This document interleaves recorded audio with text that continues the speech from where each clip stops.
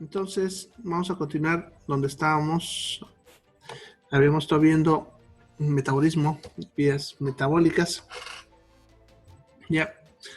Entonces, las vías metabólicas, como les había mencionado en la anterior clase, son vías metabólicas en las cuales un sustrato inicial se termina convirtiendo en un producto final, ¿no?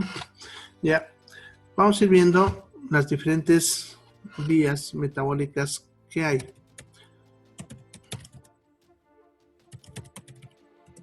¿Ya? Vamos a empezar con las vías metabólicas de la glucosa. Acá está, con las de la glucosa, que son las más complejas. ¿Ya? Bien, empezaremos con lo que es la glucógenogénesis. Aquí simplemente les voy a explicar en qué consiste cada uno y les vamos a de repente un poquito la vía, pero no vamos a profundizar en la parte química, ¿no? Porque es bastante lo que se tiene que conocer para poder hablar de las mismas. ¿Ya? Entonces solamente les vamos a dar unas cositas para que vean cómo es, y eso que van así, algunas imágenes que les vamos a dar son incluso resumidas. ¿Ya? Entonces la glucogenogénesis es la vía metabólica en la cual las moléculas de glucosa se van uniendo para formar otras moléculas más grandes llamadas glucógeno. Entonces, como ven, aquí tenemos una molécula de glucosa y aquí nos están poniendo un glucógeno preformado, o sea, una molécula formada por la unión de estas. Entonces, esta molécula de glucosa va a sufrir varios pasos antes de unirse y luego se une. Y lo que vemos acá ya abajo es la molécula de glucógeno, que en esta imagen nos está mostrando una imagen formada por 3 glucosas, como ven ahí, 3 glucosas, y aquí nos ponen puntitos porque significa que hay más. Acuérdense que la glucosa, pero el glucógeno son moléculas formadas por más de 100.000 moléculas, así que es imposible que se la pongan toda la molécula ahí, ¿ya? Bien, entonces ese proceso de formación de glucógeno ya en el hígado y en el músculo se llama glucogenogénesis. Ya fíjense, parece difícil, pero su mismo nombre les dice qué es. Ya dice glucógeno, ya saben que estamos hablando de moléculas de glucógeno. Génesis, que significa origen. ¿Ya? Entonces, glucogenogénesis es el origen del glucógeno. ¿Cómo se forma el glucógeno? Que consiste en unir moléculas de glucosa. ¿Ya? Bien, esa es la vía metabólica de la glucogenogénesis.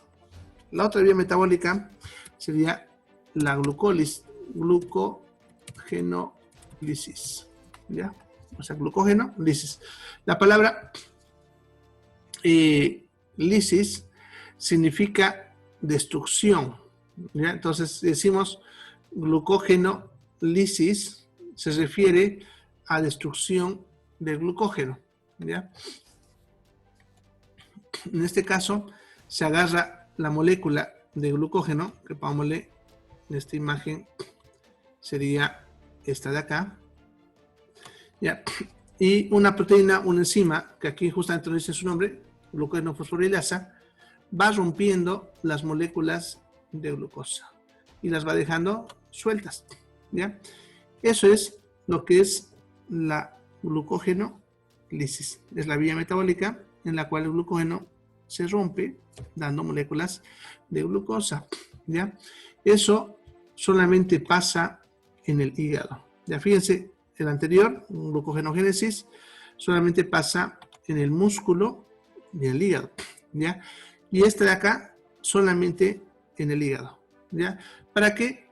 Para liberar moléculas de glucosa hacia la sangre y así nosotros podamos tener un nivel de glucosa estables, ¿ya? Bien, la otra vía es la glucólisis. Es una vía metabólica en la cual vamos a obtener una molécula que se llama piruvato. Si es que participa el oxígeno, entonces también se suele llamar glucólisis aeróbica. Y si no participa el oxígeno, vamos a obtener una molécula llamada lactato, que es la glucólisis anaeróbica. Bien, acá tenemos una vía metabólica que incluso está incompleta, ¿no? Miren, solamente dice 6, falta las anteriores partes. Pero bueno, en esta vía metabólica, al final, vamos a obtener piruvato. Ya es una molécula, es una vía metabólica en la cual se rompe la molécula de glucosa en 2 partes. Ya, aquí tal vez está mejorcito. Bueno, como les dije, no vamos a avanzar mucho en la parte química, pero aunque sea para saber por curiosidad, como decimos. Bueno, ya. Entonces, la molécula de glucosa se va a romper en 2 partes, dándome piruvato. ¿Ya? Eso es cuando hay oxígeno. Y si no hay oxígeno, me va a dar lactato. ¿Ya? Eso les vamos a mostrar más ratito en un mapa metabólico. Todo esto mismo, cómo funciona. Esa sería la glucólisis. Luego viene lo que se llama la descarboxilación oxidativa del piruvato. Ya. Esta vía metabólica, la descarboxilación oxidativa del piruvato, es una vía metabólica en la cual vamos a partir de lo que es el piruvato, vamos a obtener una molécula llamada acetato, que luego se une a enzima, perdón, a una sustancia llamada coenzima A, formando acetil-CoA, ¿ya? Que es lo que vemos acá. Entonces, el piruvato acá inicialmente ingresa en la vía metabólica, que sería todo esto que ustedes están viendo acá, y obtenemos como producto final acetil-CoA, que en realidad en este punto estaría el acetato y se une con CoA dándome acetil-CoA. ¿Ya? Esa es la descarboxilación oxidativa del piruvato. ¿Ya? En cada una de estas partes que hemos estado viendo se va liberando energía. Ahora este último, el acetil-CoA, va a ingresar a la otra vía metabólica que vamos a ver, que sería el famoso ciclo de Krebs. Ya, digo famoso porque ustedes van a ver que siempre se matan la cabeza con ese ciclo en la facultad de licenciatura. Pero no es muy complejo. Ya, el ciclo de Krebs, también conocido con el nombre del ciclo del ácido cítrico, es un ciclo bastante complejo. Bueno, acá está. Por suerte se ven claritas las moléculas. Ya, en esta vía metabólica ingresa lo que es la acetil-CoA, justamente la que estábamos viendo hace ratito, que sale de la descarboxilación oxidativa del piruvato. Esta acetil-CoA se combina y forma una molécula llamada citrato. Y de aquí hace un ciclo, como ven, donde va cambiando a diferentes moléculas para determinar de nuevo con la misma molécula, ¿ya? Por eso es un ciclo, ¿ya? Sin embargo, en todo este proceso va liberándose energía, y aquí no lo vemos, pero porque como está en la pantalla, pero va saliendo agua y dióxido de carbono, ¿ya? Que es el resultado final de este ciclo, ¿ya? Entonces este ciclo se usa para sacar lo último energía que le queda el acetato, ¿ya? Y ahí recién sale lo que es el dióxido de carbono y el agua, ¿ya? Bien, a ver, uno que sea mejor.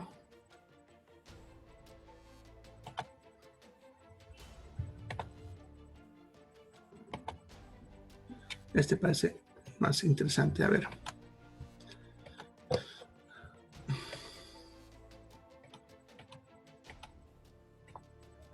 Bien. Ahí está. Ya está más sencillito que el anterior. El otro no se veía bien las letras. Bien, como les decía, ingresa el acetil-CoA, se combina con el oxalacetato y entre los dos forman el citrato. ¿Ya? De ahí va haciendo este circuito con enzimas, que recuerden que son proteínas que hacen todo esto, y como ven va saliendo agua y dióxido de carbono. ¿Ya? Es agua y dióxido de carbono. ¿Ya? Al hacer esto va liberando energía. ¿Ya? Eso que ven ahí, NADH, ya son moléculas que van a participar en el movimiento de la energía, ¿ya?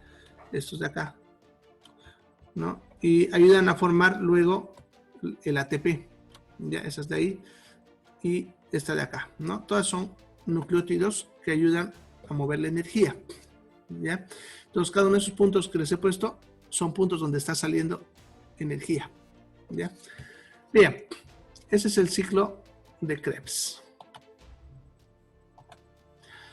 ¿Ya? Luego tenemos lo que es la gluconeogénesis. Eso lo vamos a poner aquí porque se ve mejorcito lo que hemos visto. Pero la gluconeogénesis es cuando se forma una molécula nueva de glucosa. Da el nombre gluconeo, ¿no? De nuevo, génesis, ¿no? Origen de nuevas moléculas de glucosa. El cuerpo puede fabricar en cierta cantidad nuevas moléculas de glucosa a partir de ácidos grasos, aminoácidos, cetonas y lactato. ¿Ya? Entonces, a partir de esas moléculas pueden fabricar nuevas moléculas de glucosa. Y eso lo vamos a mostrar en el mapa metabólico.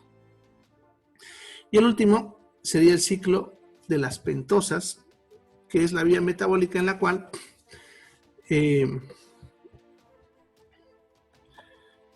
podemos usar la glucosa para producir pentosas, que eran las dos que habíamos visto en ácidos nucleicos, ¿no? La ribosa y la desoxirribosa.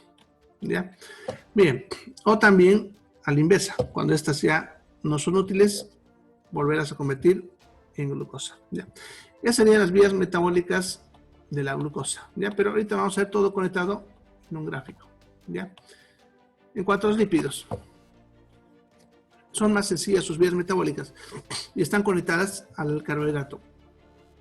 Los lípidos se van a degradar hasta ácidos grasos. No se olviden que es el componente básico de lo que son los lípidos, ¿no? Los ácidos grasos. Ya. Ahora, estos ácidos grasos, cuando se usan como fuente de energía, se van a también desarmar y voy a obtener de eso moléculas de acetato y cetonas. El acetato va a ingresar al ciclo de Krebs, como hemos visto hace ratito, por lo tanto sirve para dar energía. Pero también ese acetato se puede usar para formar nuevas moléculas de glucosa o aminoácidos. Entonces se puede aprovechar. Las cetonas son sustancias que el hígado solamente puede volver a convertirlo de nuevo en glucosa. Sin embargo, en una cantidad muy limitada. Principalmente se acumula y por lo tanto lo vamos a botar en la orina, ¿ya? Porque es un desecho metabólico, ¿ya? Bien, eso es la vía metabólica de los lípidos. No es más complejo que eso, ¿ya? Después vamos a ver en el gráfico del mapa metabólico cómo se transportan, que eso es diferente a su metabolismo. En cuanto a las proteínas, no se olviden que las proteínas están formadas por aminoácidos, entonces cuando una proteína se degrada, me va a dar como resultado aminoácidos. Estos están en la sangre, ya haciendo, si ustedes quieren, como una colección de los 21 aminoácidos que tenemos ahí, y de ahí algunos aminoácidos son usados por nuestras células para fabricar nuevas proteínas. O sea que se aprovecha todos los aminoácidos que se pueden usar. Y los que no se usaron, porque acuérdense que les dije que los aminoácidos no se pueden guardar en el cuerpo, entonces se van a usar para dar energía. y cuando se degradan, al final obtengo acetato y amoníaco, ¿no? El acetato, han visto, es el que entra al ciclo de Krebs y da energía, por lo tanto, puede ser usado también para formar nuevas moléculas de glucosa. El amoníaco es el peligro. El amoníaco es tóxico, ¿ya? Y el problema es que no tiene por dónde salir en el cuerpo. Entonces, tiene que ir forzosamente al hígado y el hígado va a transformar el amoníaco en urea. Eso solamente ocurre en el hígado. Y esta urea luego es eliminada por la orina. O sea, la forma de botar el amoníaco es convertirla en urea para que pueda salir en la orina. ¿Ya? Ahora, los pacientes, por ejemplo, que tienen enfermedad hepática crónica, como cirrosis u otro, como su hígado no funciona, no puede convertir amoníaco en urea. Y básicamente de lo que muere un paciente hepático es de intoxicación por amoníaco. El amoníaco es lo que daña todas las células y es lo que hace que los pacientes hepáticos fallezcan, ¿ya? Entonces, para que lo importante es el hígado, la eliminación del amoníaco. Bien. Entonces, eso serían las vías metabólicas. Ahora vamos a ver todo eso conectado en un mapa, ¿ya? Este mapa que les voy a mostrar no tiene conceptos, porque los conceptos son los que están acá, que hemos visto ahorita, los que hemos estado viendo en los anteriores temas. Este mapa metabólico, más que todo, es para hacer una conexión, ¿ya?, de todo lo que han estado viendo hasta ahora y para poder analizar todo eso, ¿ya? Entonces ustedes incluso entren y mírenlo. Ahí está, todo es bastante grande, miren, es complejo. No lo van a encontrar en ningún lado, por si acaso. Solo aquí, es de mi autoría y no hay. Así que pueden buscar un montón de mapas, pero ninguno como este. Bien. Entonces, ¿cómo es todo? ¿Ya? Aquí al principio, si ustedes ven, les he puesto lo que es la ingesta. Eso significa los alimentos que nos metemos. Y los alimentos están formados por todas estas moléculas que hemos puesto en esta zona, ¿no? Todas estas moléculas están acá, ¿ya? Y obviamente en el proceso digestivo se van soltando, ¿no? Ahí está, por ejemplo, almidón. Vamos a poner aquí con clic, ¿no? Almidón, el glucógeno, eso se acuerdan, almidón de los cereales, glucógeno de las carnes, la maltosa de las maltas, glucosa en la fruta y otras cositas, lactosa en la leche, sacarosa en el azúcar común, la fructosa de las frutas, la miel, las proteínas que entran en las carnes y algunos vegetales, ¿se acuerdan? Y los lípidos, las grasas, ¿no? Todo eso nos entra. Y en el intestino, ya que aquí está luz de intestino, o sea, lo que ocurre dentro del intestino, todas esas moléculas, como ven, se van soltando y me dan como producto estas moléculas, ¿ya? Entonces, por ejemplo, los almidones, si se acuerdan, están formadas por moléculas de glucosa, ¿sí? Más de 600.000 moléculas de glucosa. Entonces, en el proceso digestivo se sueltan esas moléculas de glucosa y voy a obtener glucosa, ¿ya? Eso de ahí, ¿ya? Ahora, la galactosa ya sabemos que sale de la lactosa, de la leche, ¿no? La fructosa sale de algunas frutas pura y también de la sacarosa. ¿Se acuerdan? La sacarosa está formada por glucosa y fructosa, ¿no? Entonces, por eso aquí ven que me da glucosa y me da fructosa, ¿ya?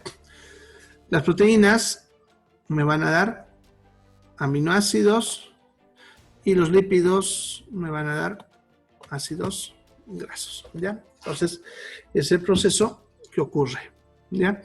Eso entonces son las moléculas sueltas que ya quedan del proceso digestivo, ¿ya? Ahora vamos a ver qué pasa con cada una de ellas conforme va entrando. Vamos a ver las vías que ellos siguen, que como les dije, es lo mismo que ya hemos estado hablando anteriormente, pero para ir conectando las ideas. Entonces, la glucosa que está en el intestino. Empecemos con la glucosa. Esa glucosa que está en el intestino va a pasar a la sangre. Entonces, esto que tenemos aquí sería la glucosa que está dando vueltas en la sangre. ¿Ya? De ahí, esa glucosa va a ser tomada por todas nuestras células,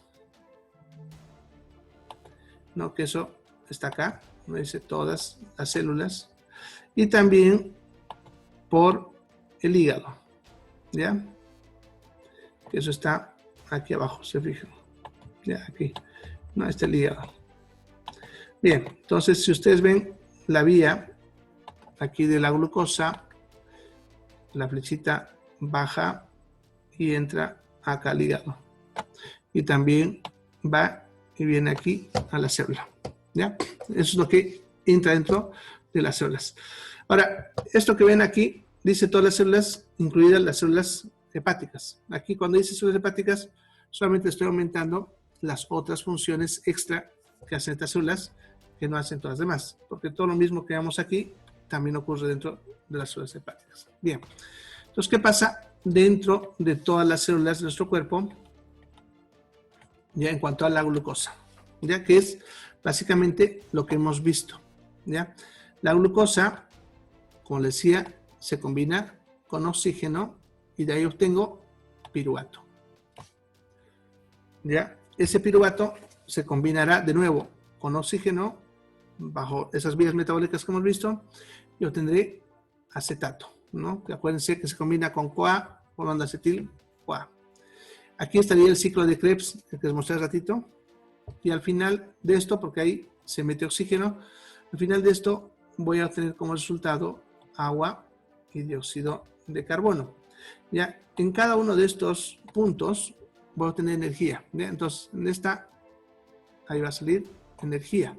Acá también va a salir energía y aquí también sale energía. Y eso luego se usa para todas las funciones celulares. ¿Ya?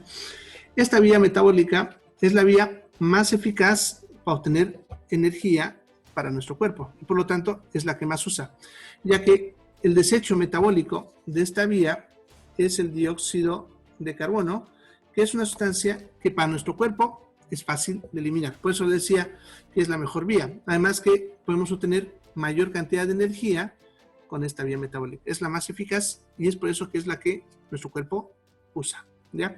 Ahora, ese dióxido de carbono, como ven, va a salir a la sangre, por eso le he puesto esa flechita ahí, y de ahí se va a ir a pulmón. Lo mismo, el oxígeno va a venir, están viendo para qué necesitamos ahora oxígeno, y ese oxígeno va a venir pues de pulmón, ¿no? De esta zona de acá, pulmón, ¿no? Como ven, el oxígeno entra del aire y sale el dióxido de carbono. Ahí están viendo por qué la respiración es importante, ¿no? Y por qué el oxígeno necesitamos para vivir, porque sin oxígeno no podemos hacer esas reacciones químicas y nos morimos, ¿ya? Ahora, sin embargo, hay una vía metabólica cortita en la cual podemos obtener algo de energía sin oxígeno, pero por poco tiempo, ¿ya? Esa vía metabólica es esta de acá. Ya, es la glucólisis anaeróbica que se le llama, que es cuando ocurre sin oxígeno. Y como producto obtengo esa molécula que están viendo ahí, que sería el lactato, ya que ese lactato luego se va a mover hacia la sangre y de ahí va a ir al hígado. A ver, vamos a verlo acá de nuevo. Ya, entonces, de acá, de esta vía metabólica, sale el lactato hacia la sangre, de la sangre ese lactato va a venir al hígado y el hígado lo convierte de nuevo en glucosa y esa glucosa sale de nuevo a la sangre, ¿ya? Ahora, este proceso es lento, ¿ya? La glucosa, cuando hace esta vía metabólica, va al lactato, que por un corto periodo de tiempo se convierte en ácido láctico y luego de nuevo en lactato, ¿ya?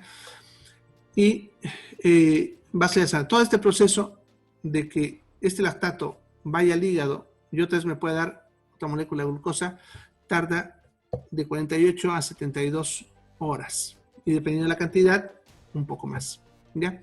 Ahora, esto se forma solamente cuando la célula ha tratado de sobrevivir sin oxígeno y por cortos periodos de tiempo, ya que si se acumula también mucho lactato, se va a acumular mucho ácido láctico que va a terminar también dañando a la célula. ¿Ya? Bien, ¿cuándo ocurre eso? ¿Ya? De forma fisiológica, cuando nosotros trabajamos un músculo con poco oxígeno. Eso es la famosa macurca. No sé si han tenido alguna vez macurca. ¿Ya? Sucede que, ¿por qué produce la macurca? ¿Ya? Sucede que nuestros músculos, cuando trabajan, queman glucosa. Y están viendo que para la glucosa se necesita oxígeno. ¿Ya? Ahora, como nuestras arterias no están acostumbradas a llevar sangre a un músculo X, están, podemos decir, más delgaditas, entonces le llega poca sangre a ese músculo. Y ese músculo empieza a trabajar sin oxígeno. Y empieza a producir lactato, que se va a ir acumulando. ¿Ya? Y eso, después de unas 12 a 24 horas, empieza a doler, ¿no? Porque cuando es lactato todavía no duele, pero cuando se convierte en ácido láctico, empieza a producir dolor, ¿ya? Y va a durar más o menos 3 días, que es lo que tarda el cuerpo en limpiarlo y llevarlo al hígado para convertir en glucosa, ¿ya? Si nosotros seguimos haciendo ejercicio, nuestras arterias se van a ir adaptando y van a ir abriéndose cada vez más, haciendo que llegue, por lo tanto, más oxígeno al músculo y, por lo tanto, eso hace que ya no volvamos a tener macurca, ¿ya? Entonces ya saben qué es la macurca, la acumulación de eso, ¿ya? Ahora, lo mismo pasa en ciertas patologías. Por ejemplo, si un paciente acaba de sufrir un paro cardíaco, como su circulación sanguínea está lenta o no la tiene, ya porque puede que nos estemos haciendo masajes, entonces hay algo de circulación, ya no está respirando, entonces sus células para poder vivir producen ácido láctico, lo que estamos hablando ahí. Ya, si conseguimos reanimarlo, significa hacemos que el corazón vuelva a latir y vuelva otra vez a respirar a tiempo. Hay que tener en cuenta que ese cuerpo ha vivido unos minutos sin oxígeno, ¿ya? Y ha sobrevivido un tiempo sin oxígeno. ¿Qué significa eso? Que ha acumulado ácido láctico en todo el cuerpo. Incluso cuando llevamos nosotros a veces mucho tiempo reanimando a un paciente, tenemos que ponerle bicarbonato para neutralizar a ese ácido láctico, ya que empeora la función celular y no deja que el paciente reanime, ¿ya? Bien, pero si ya lo hemos recuperado y tiene ácido láctico en todo el cuerpo, entonces ustedes imagínense nomás cómo es el dolor después de una reanimación, ¿ya? Si ustedes han tenido macurca alguna vez en uno o dos musculitos de su cuerpo, entonces imagínense cómo es todo el cuerpo doliendo. Por eso cuando reanimamos a un paciente que sale de un infarto o que casi se ahogó en una piscina y tuvimos que reanimarlo, y bueno, la cosa es que estuvo un tiempo sin oxígeno, después le duele tanto que tenemos que a veces sedarlo 1 o 2 días para que pase ese dolor, ¿ya? Bien, entonces ya saben, esa es la vía metabólica, fíjense, de la glucosa en la célula, ¿ya? Ahora, también esa glucosa, como hemos dicho, se va a ir al hígado, ¿no? Esta glucosa de la sangre va a bajar, va a entrar al hígado. Entonces, ¿qué pasa con la glucosa en el hígado? El hígado va a empezar a agarrar esa molécula de glucosa y va a hacer la glucogénesis, que consiste en formar moléculas de glucógeno. Y acuérdense que el glucógeno es la forma como almacenamos glucosa en el hígado, y también eso pasa en el músculo, no se olviden, ¿ya? Bien, este glucógeno se va a ir produciendo cuando nuestra glucosa está alta después de comer, pero cuando ya hemos dejado de comer y empieza a bajar la glucosa, este mismo glucógeno se va a empezar a transformar de nuevo en glucosa, y la glucosa vamos a botarla de nuevo a la sangre para que nuestras células las empiecen a usar, ¿ya? Eso pasaría dentro del hígado, ¿ya? Ahora, otras moléculas como lo que es la galactosa y la fructosa que entran en la dieta, que también no se olviden que son monosacáridos, pasan a la sangre y de ahí son transportados al hígado, pues también ya se había explicado.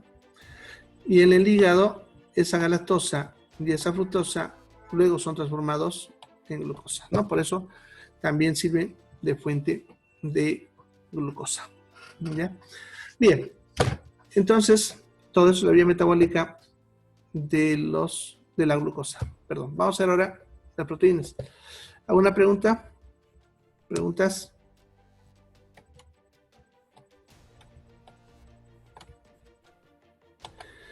Bien, las proteínas que ingresan a nuestra dieta, ya sabemos que se van a convertir en el aparato digestivo en aminoácidos, ¿no? Se van a desarmar, nos van a dar aminoácidos. Esos aminoácidos pasarán a la sangre y aquí en la sangre forman una colección de los 21 aminoácidos, ¿ya? De aquí los aminoácidos van a ser tomados por nuestras células para formar, sumando los diferentes tipos de aminoácidos, como hemos visto según el código genético, nuestras propias proteínas. ¿Ya? Nuestras propias proteínas, vamos a fabricarla ahí.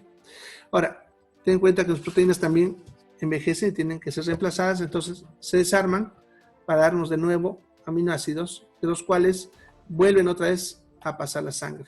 Y de ahí podrán volver a ser usados o desechados. Que eso ahorita vamos a ver qué pasa cuando son desechados, ¿no? Pero los aminoácidos hacen ese movimiento constantemente, ¿ya? Así que ustedes de repente por ahí tienen un aminoácido quedando en su cuerpo, dando vueltas en su cuerpo varios años, ¿no?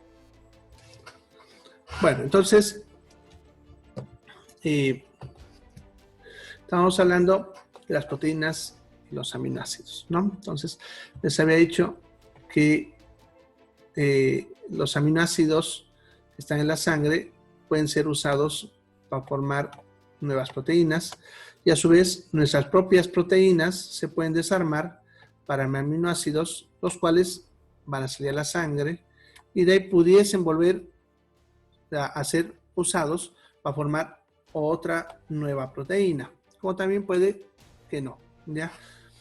Ahora, entonces por lo tanto tenemos dos fuentes de aminoácidos, una la que nosotros consumimos en nuestros alimentos que van entrando y otra la que obtenemos de nuestras proteínas más viejitas que se van desarmando y van dando aminoácidos, ¿no? Entonces se va usando así. Ahora, algunos aminoácidos no van a ser usados para formar nuevas proteínas. ¿Qué pasa entonces con esos aminoácidos? Que por algún motivo, porque a veces también son moléculas y se pueden ir dañando o alterando, y entonces ya no se usarían. Entonces lo que hace el cuerpo es agarrar esos aminoácidos que no sirven y se van a usar de dos maneras. Uno, lo degradamos hasta amoníaco y acetato. ¿Ya? Una vez que se degrada amoníaco y acetato, el acetato ingresa a la vía metabólica de los carbohidratos, ¿no? Se fijan aquí, ponerlo luego arriba. ¿Ya? Entonces de los aminoácidos producimos amoníaco más acetato y ese acetato ingresaría aquí a la vía metabólica de la glucosa, los carbohidratos, ¿no? Y a partir de aquí se usaría para obtener energía. ¿Ya? De aquí podemos obtener energía, como les había mencionado. En otras palabras, aquí entraría a lo que es el ciclo de Krebs, que les estaba mostrando anteriormente. ¿Ya? Bien, esa es una forma de eliminarlo, ¿no? Ahorita vamos a ver qué pasa con el amoníaco. La otra forma de eliminarlo es que esos amoníacos, perdón, esos aminoácidos ya se muevan hacia la sangre y de la sangre viajen al hígado y en el hígado sean usados para formar nuevas moléculas de glucosa, ¿ya? Y entrarían luego en la vía que hemos mencionado, ¿ya? Entonces se pueden usar de esas dos formas. En esta segunda no hay desecho, pero en la anterior tenemos como desecho el amoníaco, ¿no? El NH4, que es el amoníaco. Ese que le decía que es tóxico. Entonces el amoníaco se bota a la sangre viaja al hígado, ¿no? Al hígado, y el hígado lo convierte en urea. Y la urea luego se bota a la sangre. Y de la sangre va a viajar hasta el riñón, y en el riñón lo vamos a colocar en la orina, ¿no? Y de ahí afuera. La forma como eliminamos el amoníaco. Pero le decía que la parte hepática es importante en la eliminación del amoníaco. Bien, eso sería lo que pasa con las proteínas, ¿ya? Vamos a ver ahora qué pasa con los lípidos, las grasas. Bien, los lípidos, cuando ingresan al aparato digestivo, se degradan liberando ácidos grasos, ¿ya? Estos ácidos grasos se van a comportar principalmente como aceites, ¿ya? Entonces, el detalle está que no se pueden mezclar con agua, ¿ya? No se olviden que el agua y el aceite no se juntan, a menos que usemos un detergente, pero en este caso no hay detergentes, ¿ya? Entonces, por ese motivo, como ven acá, los ácidos grasos, fíjense, no pasan a la sangre, sino lo que va a pasar es que se coloca a una proteína que se conoce con el nombre de kilomicrón, ¿ya? Ahora, aquí lo que hay que entender es lo siguiente. El kilomicrón es una proteína, ¿ya? Pero es una proteína transportadora. ¿De qué? De ácidos grasos. Por eso está dentro del grupo que les llaman las lipoproteínas. ¿Ya? Entonces es una proteína transportadora. Es algo así como decir el camión que lleva el cemento. Ya no es lo mismo el cemento, tampoco es lo mismo el camión. Una cosa es el camión que lleva al cemento. Lo mismo es acá. El kilomicrón es la proteína, el camión si ustedes quieren. Y el ácido graso sería como el cemento, ¿no? Lo que transporta el kilomicrón. Ya no se olviden eso, porque siempre hay error en ese detalle. No son grasas los kilomicrones, son proteínas transportadoras. Ahora, este kilomicrón, para poder ingresar la sangre, porque es la forma como esa grasa se puede transformar en la sangre, se transporta primero hacia lo que es la linfa, ¿ya? El líquido linfático, ¿ya? Entonces no pasa directo a la sangre, ya pasa a la linfa. De la linfa recién va a pasar a la sangre, ¿ya? Una vez que pasa a la sangre, ese kilomicrón va a ser transportado a su destino, que es el hígado, ¿ya?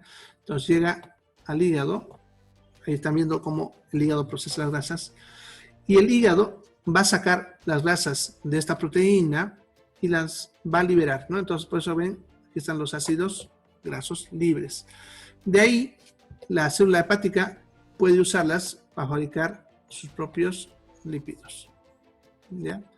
Sus propios lípidos. ¿Ya? Pero, y aquí viene lo más importante, el hígado, si bien fabrica sus propios lípidos, no los puede tener a todos ahí. Tiene que llevarlos a un lugar a guardar, ¿ya? Y ahí es donde entra en juego otras proteínas transportadoras. Otra vez volvemos a lo mismo al rato. Son proteínas transportadoras, no son lípidos, ¿ya? Es el camión, si ustedes quieren, lo que les decía. Entonces, estos ácidos grasos van a ser colocados en esta de aquí llamada LDL. Eso es una sigla en inglés que significa Low Density Lipoprotein. Eso en español es lipoproteína de baja densidad. Es el nombre que le dan. Entonces, la LDL es una proteína transportadora de lípidos, no se olviden, ¿ya? Y de ácidos grasos, ¿ya? Entonces, el hígado coloca esas moléculas, las grasas, en la LDL. ¿ya? Y la LDL, su función es transportar las grasas hacia su destino, hacia su almacenamiento, ¿ya? Entonces sale a la sangre, ¿ya? Y la LDL va a ir dejando su producto, o sea, lo que está transportando, que serían las grasas, en dos lugares. En los adipocitos, son las células que sirven de almacén, y también en las otras células del cuerpo. Por eso, a ver, aquí vamos a poner ahí para que entre todo. ¿Ya? Entonces, esta LDL sale a la sangre y de ahí puede ir dejando en dos lugares. Ya, los adipocitos, acá, que sean las células de nuestra grasa, y en todas las otras células del cuerpo que los necesiten. Ya, por eso ven que apunta a los dos lados sus flechitas, ¿no? Acá. Ahora, la LDL va dejando sus grasas, ¿no? Entonces, como si tuviese un camión distribuidor que va dejando sus sodas aquí y sus sodas allá, entonces ustedes va reduciendo su producto, ¿no? En algún momento se convierte en IDL, que es lipoproteína de densidad intermedia. Eso es como decir camión medio lleno, ¿ya? Porque es la misma proteína, por si acaso. LDL y IDL son lo mismo. La diferencia es que el IDL es cuando tiene menos, ha perdido porque ha ido dejando. Y luego se convierte en VLDL, que es lipoproteína de muy baja densidad, ¿ya? Que también es una proteína que podemos decir es el camión casi vacío, ya que es la proteína, esta misma LDL que salió, pero que ya perdió gran parte de lo que estaba transportando en los adipocitos o en las células del cuerpo, ¿ya? Bien, entonces están viendo, la LDL saca el hígado hacia las otras células, incluidos los adipocitos, ¿ya? Ahora, en los adipocitos, los ácidos grasos se van a usar para formar los triacilgliceroles, que sería la forma en la que nosotros guardamos nuestros ácidos grasos y es la forma en la que guardamos la energía. Y ahorita a ver cómo se conecta esta parte, ¿ya? Entonces, no se olviden, aquí es donde guardamos energía, que son nuestros adipocitos, nuestras células de la grasa.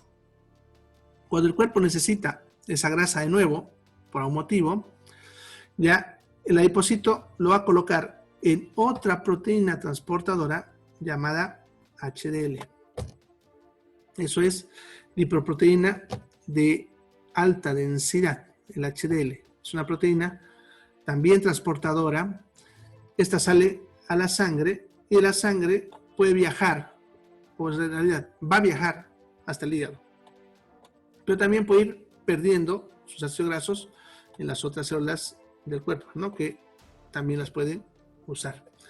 Bien, y una vez que llega al hígado, libera los ácidos grasos y de ahí se puede usar para varias cosas, ¿no? De repente, volverla a meter y volverla a mandar a guardar, etc. ¿Ya?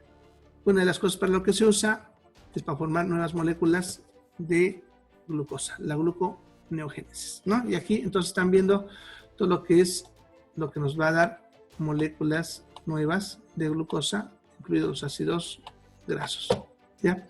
Entonces así es como a partir de las grasas nosotros podemos obtener nuevas moléculas de glucosa, ¿ya? Eso ocurre solamente en el hígado. Ahora, ¿cómo nuestras células aprovechan esos ácidos grasos, ¿ya?, para mantenerse vivas y dónde se conecta la parte de los carbohidratos con los lípidos, ¿ya? Los ácidos grasos que llegan a las células van a ser usados para formar nuestros propios lípidos, como los que sirven para formar la membrana celular, ¿ya?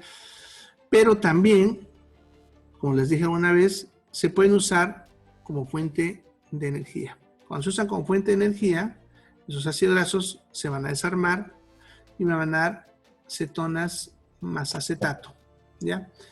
Entonces, aquí, por ejemplo, está la conexión entre las tres vías metabólicas, el acetato. ¿Lo ven? Está acá y está acá, ¿ya? La de arriba es la de la glucosa, la que al medio de las proteínas, los aminoácidos, y aquí los lípidos. Y ahí está la conexión, ¿ya? Bien, sucede que si ustedes comen mucho carbohidrato, como los almidones, se va a empezar a hacer este proceso y va a llegar hasta acá, hasta acetato.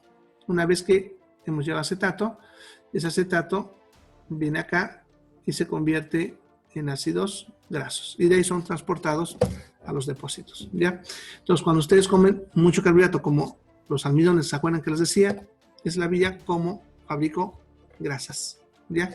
Y lo mismo pasaría si comen mucha proteína. Al menos cuando van a los gimnasios, le dicen, vas a ganar masa muscular, come harta proteína. Y después se llenan de grasa. Porque también, si vos comes mucha proteína y tu cuerpo no lo usa para formar proteína, va a pasar lo mismo. Esos aminoácidos van a pasar a esta vía metabólica. Ese acetato se va a convertir, bueno, va a pasar aquí a la vía metabólica de las grasas y de ahí lo convertimos en grasas, ¿no? La misma vía metabólica, ¿no? Y así, aquí está la conexión. A partir de estos acetatos también puedo meter aquí y con esto ya procesarlo, etcétera, ¿ya? Bien, la conexión metabólica entonces entre carbohidratos, lípidos y proteínas, están viendo, es el acetato. Y eso es el famoso ciclo de Krebs. Bien, pero como producto metabólico de esta reacción de convertir ácidos grasos en acetato, obtengo una molécula de cetonas, que son moléculas de desecho, ¿ya? Las cetonas van a pasar, como ven, a la sangre, no, de ahí a la sangre, y de ahí van al riñón y lo botamos en la orina, ¿no? Y así salen las cetonas en la orina, ¿ya? Bien, ahora veremos, por ejemplo, para que vayan entendiendo cuán útil es esto, qué pasa con un paciente diabético, por ejemplo, ¿ya? El paciente diabético, ¿ya? Uno de sus problemas es que no puede meter glucosa dentro de la célula. O sea, esta parte de acá está bloqueada. Ahí, ¿ya? No puede entrar la glucosa a la sangre, perdón, a la célula, ¿ya? Por eso se acumula en la sangre. Como no puede entrar a la célula, entonces toda esta vía metabólica no funciona. Ya lo vamos a tachar ahí. Entonces, esto no funciona, no va a funcionar, porque esa célula no está pudiendo meter moléculas de glucosa. No, perdón, me equivoco. He tachado mucho, solamente es hasta acá. Eso. Hasta ahí. Eso aparte entonces no funciona. ¿Ya? Entonces, ¿cómo la célula se mantiene viva? Como no puede obtener energía de la glucosa, lo que va a hacer es agarrar a los ácidos grasos, los lípidos, ¿ya? Por eso han de ver que empieza a bajar de peso el paciente diabético, ¿ya? Y empieza a producir acetato. Ese acetato va a entrar a la vía metabólica y de ahí ya puede producir energía. Y con eso se mantiene vivo, usando las grasas.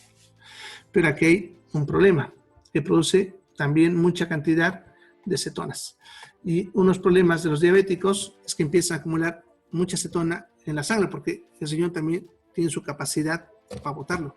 Entonces, como que se satura esa capacidad y las cetonas se empiezan a producir en grandes cantidades y se empiezan a acumular en la sangre, lo cual termina produciendo lo que se conoce como cetoacidosis diabética, porque las cetonas son ácidas, ¿ya? Entonces hacen que la sangre se empiece a acidificar, alterando el pH, y eso empieza a alterar todas las reacciones químicas que puede terminar causando la muerte del paciente, ¿ya? Bien, eso también ocurre en el caso de la diabetes, ¿ya? Bien, ¿alguna pregunta? ¿Preguntas? ¿Preguntas hasta acá?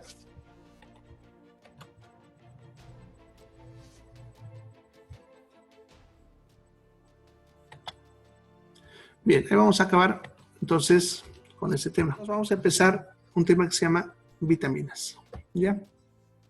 Las vitaminas son moléculas que se las clasifica en este grupo porque su forma estructural no encaja en ninguno de los grupos que ya hemos estudiado. Acuérdense, cuando estudiamos, hablamos de qué moléculas. Primero agua, proteínas, carbohidratos, lípidos y ácidos nucleicos. Hemos hablado 5 tipos de moléculas.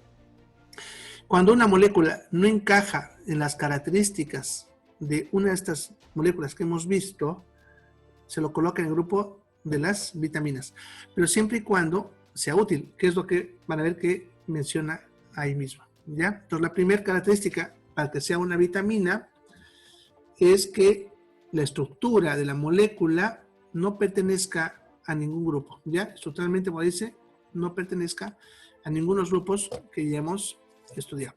Es la primera característica que tiene que tener. La segunda característica, ¿ya?, es que se encuentra en alimentos en pequeñas cantidades. O sea, no es una macromolécula. Es una molécula, pero no es un macronutriente, es un micronutriente que se encuentra en pequeñas cantidades. La tercera característica es que tienen que ser esenciales para el salud de la vida, porque hay muchas moléculas que nosotros comemos que no, tampoco no encajan en el grupo de los carbohidratos, nada, ¿ya? Y que entran al cuerpo, pero así como entran, se salen, o sea, no sirven para nada. Ya, por si acaso, cuando ustedes comen un alimento, no solamente crean que se están comiendo las moléculas que hemos visto aquí, sino cientos de moléculas diferentes. Muchas de ellas no son útiles para el organismo y se salen, ¿no? Como por ejemplo, como decía al rato, cuando comen remolacha. No fue con el otro grupo al que les dije remolacha. Bueno, si comen remolacha, después orinan rojo al día siguiente. Ese es un colorante que entra cuando ustedes comen remolacha, pero para el cuerpo no le sirve. Así que entra y sale, ¿ya? Entonces, para que sea una vitamina, esa molécula debe ser necesaria para la salud y para la vida. O sea, la debemos de necesitar, porque si no la necesitamos, no entraría en este grupo, ¿ya? Tienen que ser también moléculas que no puedan ser sintetizadas por el organismo, ¿ya? Ahora, sin embargo, aquí podemos decir que hay un poquito de, podemos decir, de tolerancia, ¿no? Por ejemplo, la vitamina D la fabricamos nosotros, ¿ya? Lo mismo la vitamina A partir de otras moléculas. Sin embargo, podemos decir aquí que se puede aumentar y no pueden ser sintetizadas por el organismo, ni siquiera su materia prima, si ustedes quieren, ¿ya? Bien, y si faltan, obviamente, alguna de ellas, vamos a tener alguna enfermedad, ¿ya?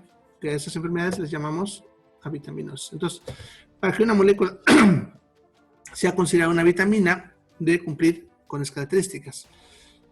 Eso es importante porque hay muchas moléculas que se estudian, de las cuales muchas no participan en el cuerpo, otras sí. Entonces, se tiene que ver si alguna de estas características se cumple para que sea considerada una vitamina. Ahora, incluso el conocer esto viene desde el nombre de vitamina. Sucede que cuando se empezaron a hacer estudios en bioquímica, ¿ya? Estamos hablando en la edad moderna, donde es el surgimiento de la ciencia, principalmente de la bioquímica. Sucede que se descubrieron muchas moléculas, ¿ya?, que pudiesen encajar en este grupo, ¿ya? Ahora, sucede que muchas de estas moléculas tenían el grupo amina, ¿ya? Y como se decía que eran esenciales para la vida, entonces se les llamaba aminas vitales. Y de ahí viene el nombre de vitamina, ¿ya? Aminas vitales. Sin embargo, con el tiempo, muchas de estas moléculas, de estas llamadas vitaminas, muchas, empezaron a salir de acá porque se descubrió que eran aminoácidos. Acuérdense que los aminoácidos tienen el grupo amina. Entonces, se las sacó y bueno, quedaron muchas moléculas que no tienen ese grupo amina, pero ya quedó con el nombre, ¿ya? Entonces, muchas moléculas que originalmente se creían que era una vitamina, luego se descubrió que eran otro tipo de moléculas. Algunas eran aminoácidos y otras eran moléculas que no participaban en nada en el cuerpo y por lo tanto obviamente no eran esenciales y se las empezó a sacar. Por eso, por ejemplo, van a ver con el complejo B, por ejemplo, ¿no? Van a ver que hay la vitamina B1, la B2, la B6 y la B12. Y siempre preguntan, ¿y qué pasó con la B10, con la B8, B9? Era porque cuando se las puso con ese nombre, luego se vio que no eran vitaminas y se las sacó. Y solamente quedaron las que vamos a mencionar más adelante. ¿Ya? Bien. Eso sería entonces lo que son las vitaminas. ¿Ya? Vamos a ver ahorita a unos términos que usamos cuando hablamos de vitaminas para que entiendan más adelante a qué nos referimos cuando mencionamos eso. ¿Ya? Primero, ¿qué es una provitamina? ¿Ya? Una provitamina es una molécula que no es la vitamina, y eso es lo que primero tiene que estar claro, no es la vitamina, ¿ya? Pero, y aquí está el detalle, pero esa molécula puede entrar al cuerpo y a partir de esa molécula se puede formar la vitamina, ¿ya? En otras palabras, no es la vitamina, pero se puede convertir en una vitamina. Por lo tanto, también son útiles. Por ejemplo, de la zanahoria. Ya cuando uno habla de la zanahoria, bueno, de repente algunos de ustedes ya, si han estado en alguna de mis clases, ya me han escuchado hablar alguna vez, pero si no, ¿qué vitamina es la más importante de la zanahoria? Te van a decir la vitamina A. O si vos preguntas por la calle a las personas, ¿de dónde o qué alimento tiene más cantidad de vitamina A? La mayoría te va a responder zanahoria, ¿no? Que es buena para el ojo. La vitamina A se encuentra en la zanahoria. Lo interesante es que en la zanahoria no hay vitamina A. No hay. En ningún vegetal hay vitamina A. No hay. Las únicas fuentes de vitamina A son de origen animal. Leche, carne, huevo, hígado. ¿Ya? Pero no hay en los vegetales. Pero ¿por qué tanto la zanahoria te habla de vitamina A? La realidad es que en la zanahoria, ya saben, no hay vitamina A, pero hay otra molécula que no es la vitamina A, esto tiene que estar bien claro, que se llama caroteno. Ya los caroteno o carotenoides, porque son varias moléculas parecidas, los carotenoides, son moléculas que le dan color a los vegetales. Son las que le dan ese color naranja, rojo, verde, oscuro. ¿Ya? Entonces, estos carotenoides no son la misma vitamina, pero cuando nosotros comemos carotenos, esos carotenos en el cuerpo los podemos transformar en vitamina A. Por lo tanto, no son la vitamina A, pero son fuente de vitamina A. A esto que le llamamos provitamina. ¿Ya? Es importante hacer esta diferencia porque como vamos a ver a unas moléculas de estas, las vitaminas, sucede que son tóxicas. Y la vitamina A, justamente A, es tóxica. Ya puede hacernos daño si se consume en exceso.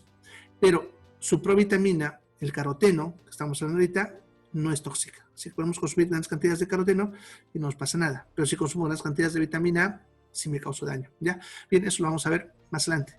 ¿Ya? Entonces ya saben a qué me refiero cuando hablamos con provitamina. ¿Ya? Bien. El otro concepto que necesitamos aprender es lo que es un vitamero. Un vitamero se refiere a moléculas que también no son la misma vitamina, pero que pueden hacer su misma función. Ya, por ejemplo, de la vitamina A, otra vez usando esta vitamina, la molécula original descubierta como vitamina A es el retinol. Ya que tengan en cuenta que el nombre de vitamina A es simplemente un nombre como un apodo, si ustedes quieren, porque el nombre que vale es el nombre químico. ¿Ya? Entonces la vitamina A, su nombre químico es retinol. ¿Ya? Sin embargo, después se descubrieron dos moléculas que no son las mismas que el retinol, que son el retinal y el ácido retinoico. Sucede que estas dos moléculas hacen el mismo trabajo que el retinol. Por lo tanto, la molécula original de vitamina A era el retinol. Sin embargo, estas dos se les llama vitámeros. En otras palabras, también se les puede llamar como vitamina A. Entonces, cuando hablamos de vitamina A, estamos hablando de 3 moléculas que serían los vitámeros, ¿no? El retinol, el retinal y el ácido retinoico. Algunos autores le van a poner alguna forma de diferenciarlos. Por ejemplo, vitamina A1 al retinol, A2 al retinal y A3 al ácido retinoico. Sin embargo, desde el punto de vista práctico, no es tan necesario, ¿ya? Porque hacen el mismo trabajo. Pero se llama vitámero, ¿ya? Bien. Y luego tenemos las antivitaminas. ¿De qué son las antivitaminas? Aquí estamos hablando de moléculas que nada tienen que ver estructuralmente ni funcionalmente con la vitamina, pero que lo que van a hacer estas moléculas es bloquear de alguna manera la función de una vitamina. ¿Ya? Por ejemplo, para la B1 hay una sustancia llamada tiaminasa, porque por si acaso la vitamina B1, su nombre químico es tiamina. ¿Ya? Entonces hay una proteína llamada tiaminasa que se encuentra en la carne del pescado que bloquea a la vitamina B1. Por lo tanto, si nosotros consumimos carne de pescado crudo, que es donde se encuentra la tiaminasa, vamos a tener deficiencia de vitamina B1, ¿ya? O el alcohol que me bloquea a la B2 y a la B6, ¿no? Y así. Van a haber diferentes sustancias, incluso algunos medicamentos como los que usamos para el tratamiento de la tuberculosis, etcétera, que me bloquean ciertas vías metabólicas. Por ejemplo, lo que se usa como quimioterápico, el metotrexate, que es una droga que se usa en tratamiento del cáncer, ya bloquea el ácido fólico, que es una vitamina. Y entonces, estas moléculas que me bloquean las vitaminas en cuanto a su función, les llamamos antivitaminas. Y es importante conocerlas porque si yo consumo estas moléculas, voy a empezar a tener síntomas de deficiencia de una vitamina específica. ¿Ya? Entonces, por eso es importante conocerlos. Bien, de todas maneras, cuando veamos cada vitamina, ahí les va a mencionar cuál es su provitamina, si hay vitámeros y si hay alguna antivitamina. Por lo menos las más importantes o las más usadas, ¿no? Para tener en cuenta ese aspecto. Bien, eso sería entonces. Bueno, y para terminar, podemos decir que las vitaminas se clasifican en 2 grupos, dependiendo de cómo se disuelven. Las vitaminas que se disuelven en lípidos se llaman liposolubles. Y las vitaminas que se disuelven en agua se llaman hidrosolubles. ¿Ya? Entonces vamos a ver los 2 grupos por separado. Las liposolubles, que son la A, la D, la E y la K. Y las vitaminas hidrosolubles, que serían todas las demás, ¿no? El complejo B, ácido fólico, vitamina C, ¿ya? Bien, es importante esta diferencia porque las vitaminas liposolubles, como se disuelven en aceites, se pueden acumular en el cuerpo, en el hígado o en las grasas y por eso pueden ser tóxicas, las liposolubles. En cambio, las hidrosolubles, como fácilmente se mueven en agua, también fácilmente se pueden salir en la orina y por lo tanto es muy difícil que se acumulen en el organismo y por lo tanto las hidrosolubles no son tóxicas. Podemos consumir en exceso y no nos pasaría nada. En cambio las liposolubles sí nos pueden causar daño. Por eso es importante hacer esa clasificación. Chao a todos.